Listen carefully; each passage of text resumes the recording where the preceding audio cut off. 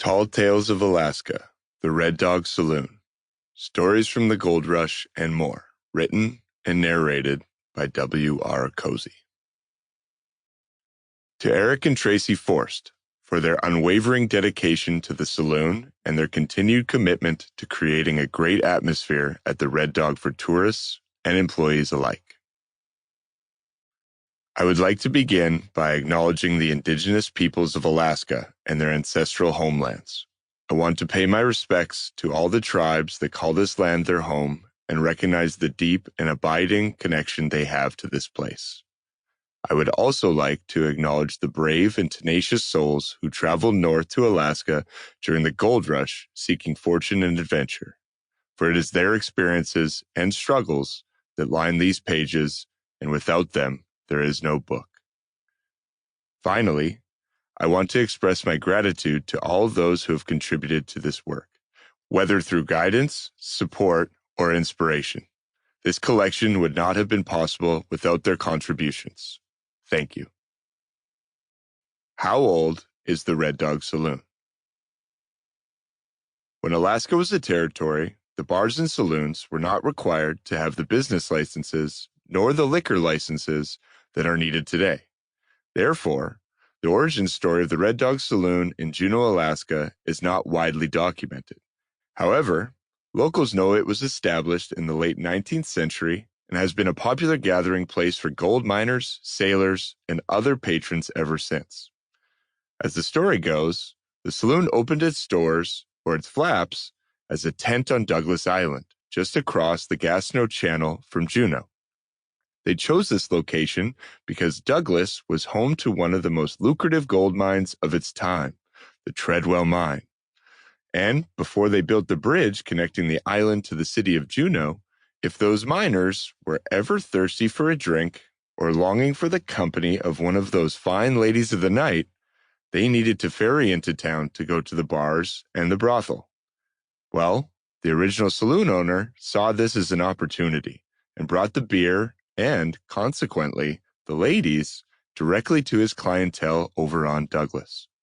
The Red Dog Saloon was born, and for a while, business was great. However, during World War II, many of the gentlemen working the mines, docks, and fishing boats left town, either going overseas to fight or down south to work in the factories. The Red Dog Saloon had lost its customer base, and if the saloon was to survive, the owner needed to do something quick.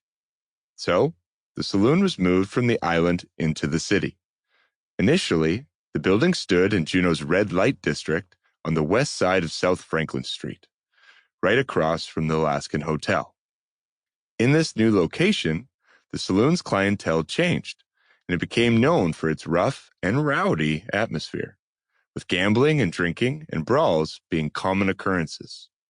And, according to local lore, it was during one of these more unsavory nights that somebody accidentally started a fire. Now, there are a number of different theories for how the fire started. Some say it was an old kerosene lamp that got knocked over. Others say it was a cigar that got tossed into the sawdust. Hell, some even say it wasn't anyone at all, and the saloon's old, faulty wiring was to blame. One thing is for certain, though. The building went up faster than a box of matchsticks, and the saloon burnt down in 1967.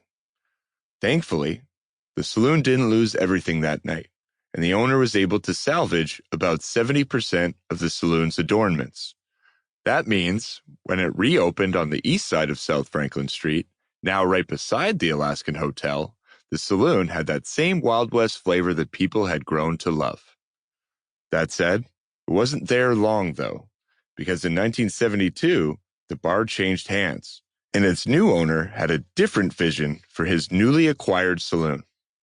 He'd taken notice of the slow rise in steamship traffic over the years and the steady increase of travelers lining Juneau's streets in the summers, and he wanted to be part of the action.